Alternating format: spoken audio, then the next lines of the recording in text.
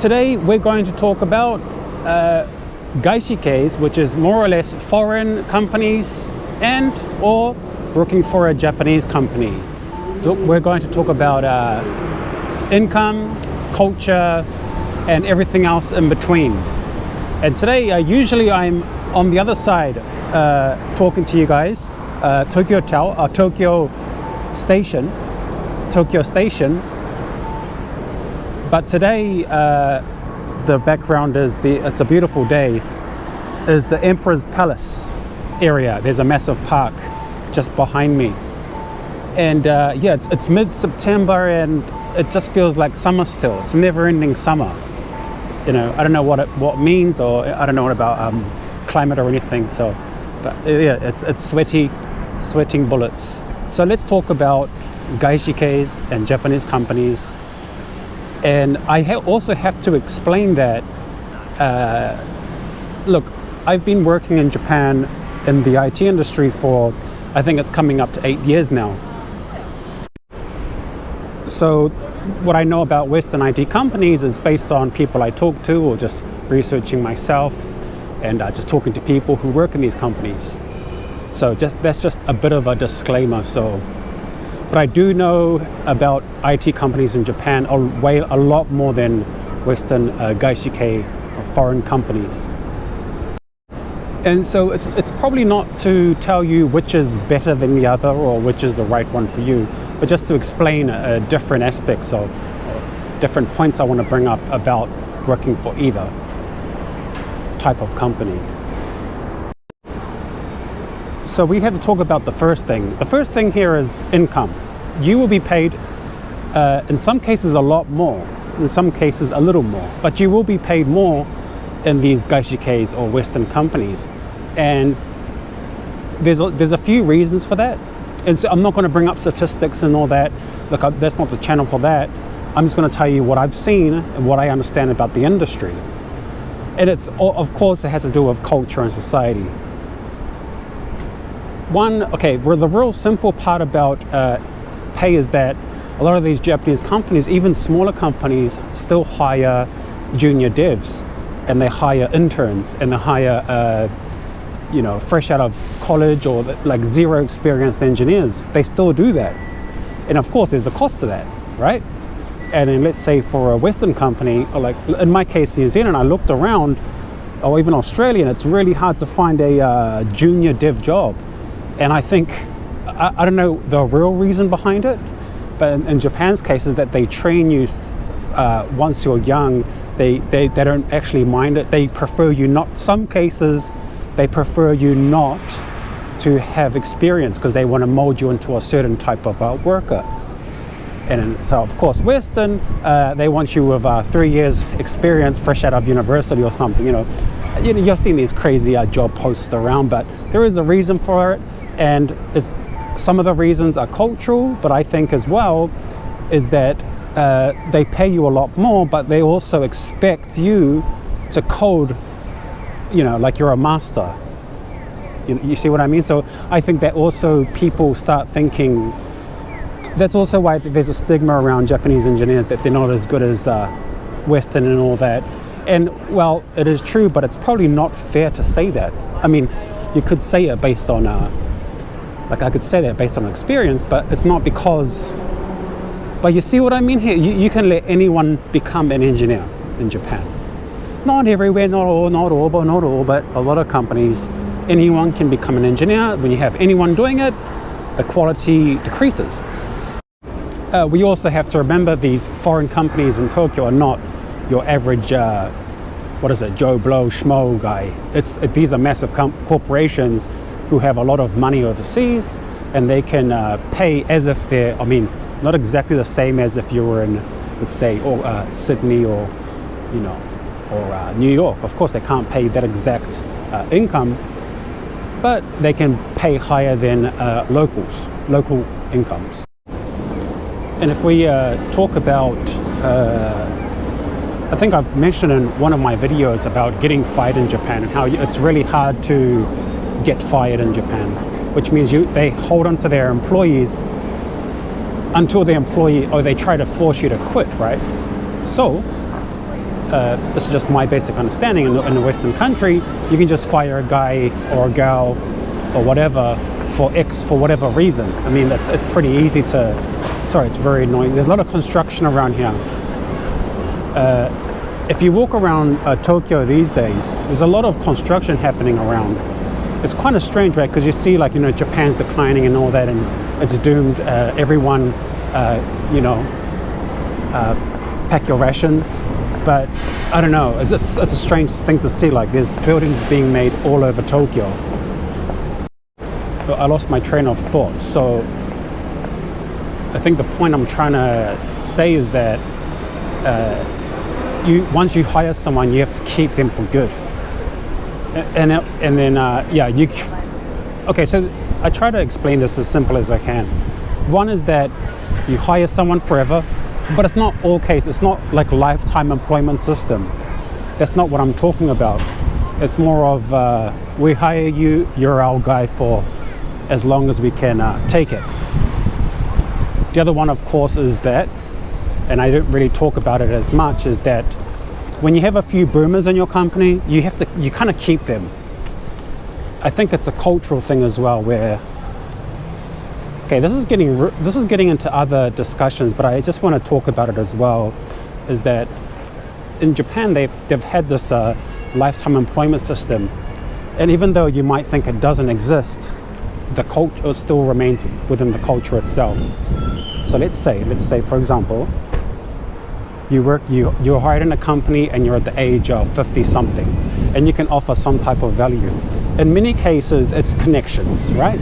The guy's been in the industry for 25 years or so, 27, whatever, and he's got all the connections to company A, B, and C, top companies. So he'll get hired, he'll get paid quite a lot, and all the other similar aged guys will get paid a similar amount. So it's that your income increases as you stay in the industry longer, or especially in a company long enough, which is why they always ask you, they kind of can tell based on your age how much you should be getting paid, rather than the Western is, I don't know about all countries, but Western way is more likely, do you have the skills to get the job done?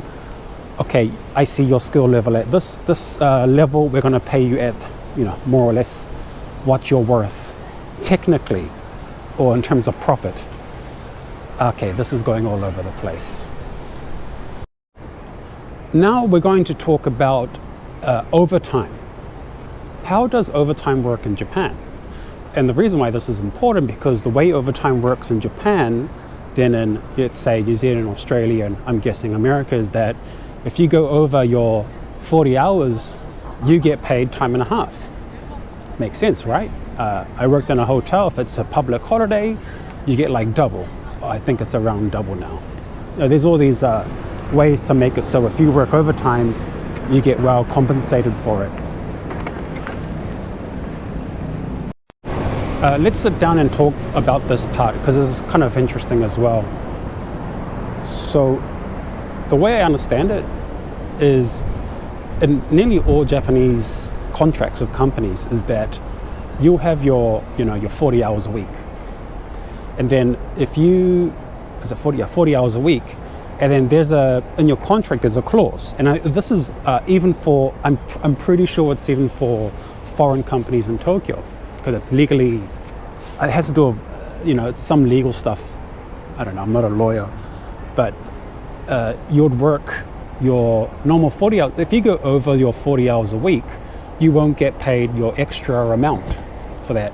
Let's say you worked 50 hours, you won't get paid the extra 10 hours, because it's in your contract that within 1 month that you will be not expected, but if you have to go over that, you're okay, I'm really bad explaining. Sorry guys, I don't like plan these discussions, so I just have bullet points. Just think of it this way: if you go 40 hours, up to 40 hours over every month of your work hours, you won't get paid overtime. And I know what you mean. Like, yeah, it's crazy. Like, you can't imagine that. So when you think of it that way, that's why you'd probably want your engineers to be highly skilled, because if you go, we need this, there's a deadline here, we have this amount of, let's say we have we have to pay you $10,000 a month and we can't go over that budget, you'd have to complete the tasks within that your 40-hour week of working. And in Japan though, you can coast a bit and just, or you can not coast, the word's not coast, well, you see a lot of coasting in these companies though, is that you can take a lot of time. That's the thing, I don't know how to explain it so well. So in Japan, if you go over the working hours, if you do overtime, it's not so much of a problem. So they can't demand more money from a company even if they work an extra 10 hours a week. That's how I understand it. This really does change how much how much it costs for an engineer. And this is a typical contract even for freelancing. When I was freelancing, there was a clause saying that it was even up to 40 hours a month, which it is what it is around here. That's just the way that contracts work with engineers.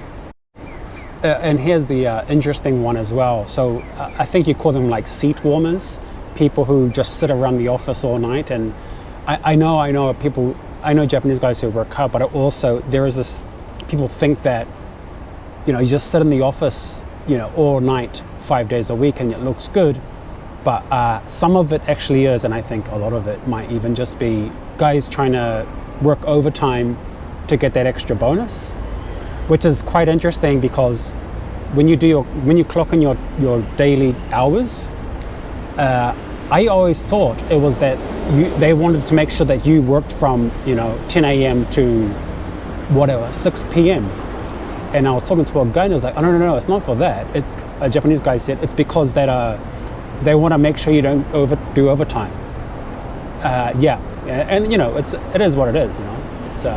It's kind of interesting that way. I was worried that I was 30 minutes late or something, or I didn't do the 8 hours of work today, and it's because they don't want you doing 12 hours of work or whatever. Now there's a lot of income talk there and culture and how things work. So let's put away the money part. Now we're talking about company culture, and this is a difficult one, right? Because a lot of my viewers here are from America or Europe, English speakers, either native or like highly proficient in English. So there is this type of like international culture going on. And unless you're really into Japanese culture, I'll be honest, it's not easy to take for some people. You see some things in the office, and it's not like massive cultural, this is bad kind of things. Well, it could be that though, but in general, it's just small things, and you say to yourself like, that's a bit. I feel uncomfortable about that. It's like this is not right in my culture. Let's say our Western. It's Western white culture, let's say. I am half white, by the way, just to put that out there. And I'll give you a real quick example here. So let's just say, here's a silly thing, but it's something I've learned, is that when you go for the chairs, you have a bear, you go chairs, usually you put your cup underneath. So when you chairs, you don't, in the Western culture, we just chairs. It doesn't matter where it goes, as long as you can hear a ping or something. But in Japan, you put your cup underneath whoever's on top of you, meaning your boss or your senpai, or let's say a customer. I think customers too, but they're a small thing, right? So I've grown accustomed to, when I chairs people, to put it underneath theirs. I mean, unless they're like really Western. And it's just something that you pick up. But things like this, right? There's all these small things, and it kind of adds up. And then you kind of think, I don't want if you had a company, you would say, do you want your company to do that way? And of course, we're just soy devs in companies, but we don't change the culture. Another case I'll tell you was, me and this American guy were about to take the elevator. and then one of the management was talking to, I think it was a possible new worker or a client, and then we're all waiting for the same elevator. As the elevator opens up, he signals us to wait for this, and me and we were like, oh, me and American guy were like, what, huh? But we understood like in a few seconds, it's a client or something. He doesn't want the client to take the elevator at the same time as employees. And that was just, I understand why they might do it. And maybe this is just business culture in general, but for me, that was just a bit like, what is it? Does it really matter if we take the elevator at the same time? Like, is this, do I stink? Like, you can't instigate. Is it the right word? You can't deep dive, you can't go to the guy. Why, you just don't do it in Japan. You just let it go, okay, this is some cultural stuff maybe, and okay, I get it. If it's like the president of Brazil, okay, I'm just gonna, whatever, president of the king, okay, I get it. But it was just a normal, okay, you see what I mean here? You add those small, it's not microaggressions, but I think it's like micro, whatever it is, micro culture things. I just said microaggressions. Oh, what a soy. Oh my goodness. Free arm punch. If you ever see me, you can give me one free punch on my arm, a stiff one, but not too hard. Like, don't power it up, but just give me a stiff one for saying that word.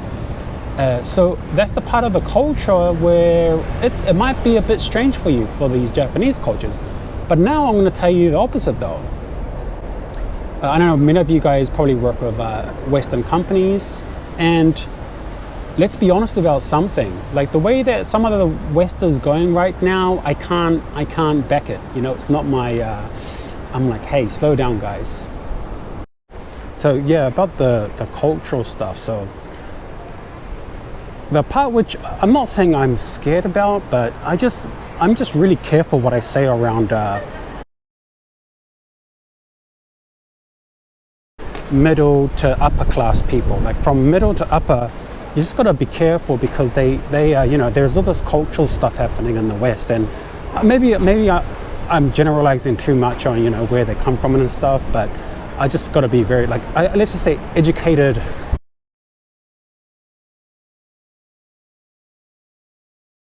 And I've been here for 12 years, so you could say I've been, it's made me a lot more based in Japan, whatever based might be. And it's not like me hunting to become that, it's just naturally maybe it is a bit of that. The point, I've always got to try to make a point about what I'm talking about, is that this. In a Japanese company, they don't play these like political ideology things. Like it's a joke probably. Like when I talk to Japanese, I have to explain to them about this, we call it woke culture, but I think if you just label it as that, it just, you're not straw manning it, is it? I don't know what it is, but you're just making the argument weak. But when there are honest arguments and discussions about it, but see what I'm saying here? I don't want to talk about this stuff. It's nothing to do with me. Kind of, some of it does, but like I don't want to. I'm here to work. I'm here to code, program some software, and just go home and fiddle with my diddle or something. I just, I don't want to do this stuff. But I think in like Western IT companies, there is some type of manager who tries to like make everyone say something or like put a pronoun on your name, and that's like, you do you, and I'll just do me. And for me, I'm from West Auckland. I'm not traditional in a sense, but just leave me alone and F off, And I think that's one of the great things about, as a foreigner living in Japan, you escape all this mumbo jumbo stuff, which you don't want to be it's becoming a joke now, right? So, but I'm pretty sure a lot of tech companies come from, all these FANG companies. They come from an area in America where it's all like, that's that's what they talk about all the time, and it's just not like, I'm kind of bored. Like, okay, we can talk about it for like 30 minutes and just understand, that, then let's just leave it. But don't make me like, anyway, Japan doesn't have this stuff. And actually, if you think about it, most of Asia doesn't care about this stuff. I'm not going to argue anymore. Let's stop talking about this topic. It's a waste of time. The next topic is, I'm going to call this water cooler talk. And for you, you might think, yeah, this is some real, look at my hair. You might think this is some real wagey discussion what you're having right here now, Tyrone. I'm like, yeah, have you worked in a company where the water cooler talk is not really, you're not really interested? Or did you watch the talk show?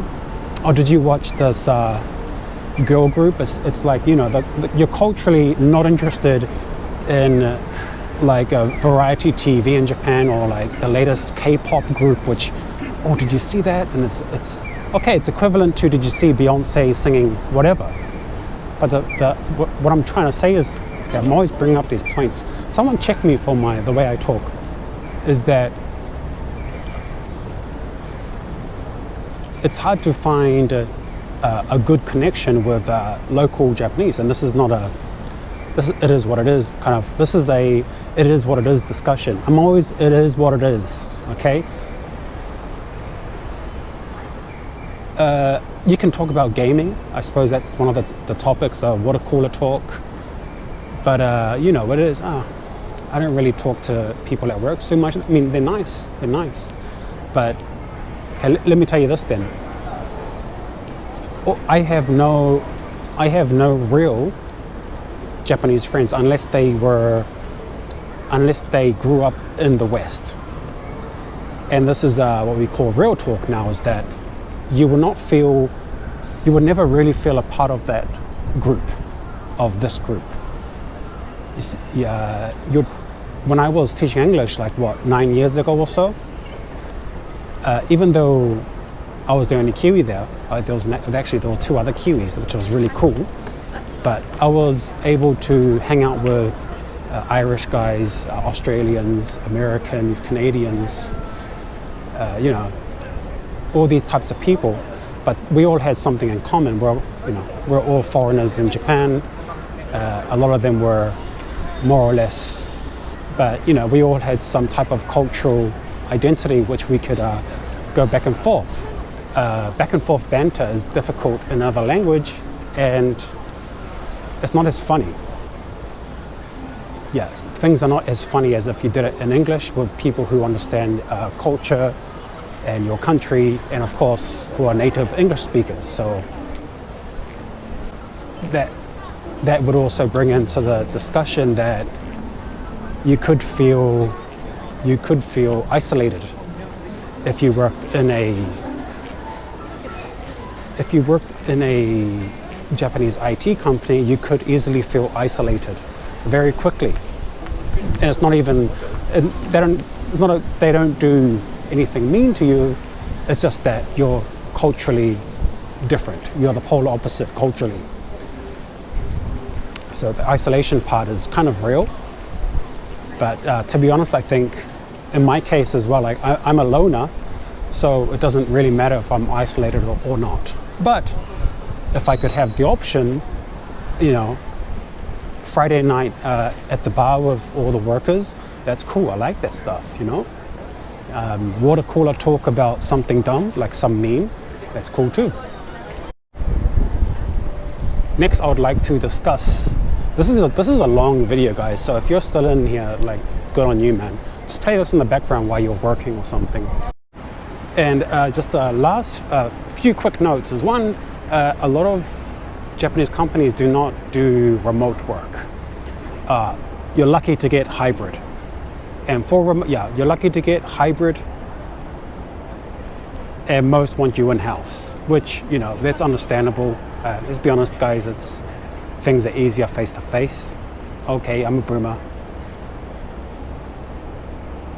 That's the one part. And then the other part is that if you worked in a Western company, and I think you saw it before, if you get fired, you could get fired a lot easier in a Western company than in a Japanese. So if you get fired, you have 3 months to find another job, or you will be, you'll be staying in Japan illegally. So if you have 3 months to find a job after getting fired, if you don't find it, then well, you have to go back or something like that.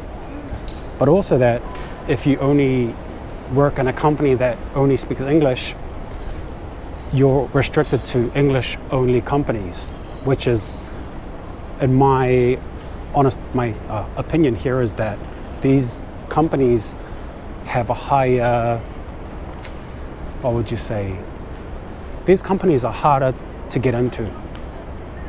But if you worked in a Japanese company and let's say you brushed up your Japanese to, let's say, an N2, and you can communicate well, you have that in your back pocket. It sounds bad to say it in that way, but yeah, ideally you want to work for a foreign company or a westernized company. The last one here is that in the West, well, as far as I know with New Zealand and Australia, is that when you apply for a job, apply for a company, you need references.